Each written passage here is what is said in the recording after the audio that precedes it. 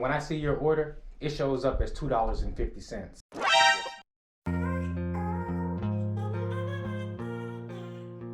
Welcome back to the channel. I'm your boy, the Dashing Trader, and today we're gonna be confronting another no-tip customer. Somebody ordered them a burrito from Pancheros, and they don't give a damn about delivery drivers, so we about to see what's going on.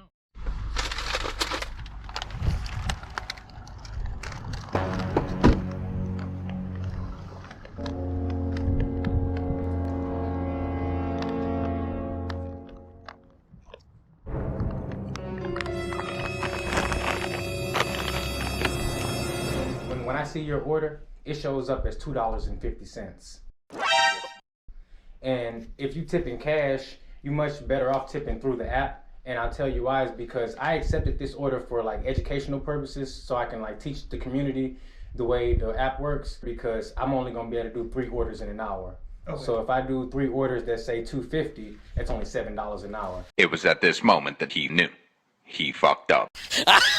Tipping cash, so that's great, but we don't know that when we see your order. Fair enough. So your order is more likely to be shuffled off and passed, and your food won't sit there for a long time. Mm-hmm. You're better off putting your couple bucks through the app, and that way it works better on both ends. It showed me $2.50. That's 3 of those orders in an hour. That's $7 in an hour, and that's not even counting gas. Oh.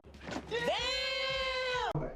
So just trying to help things work on both ends. So yeah. You have a good one. Appreciate it. You too. No problem.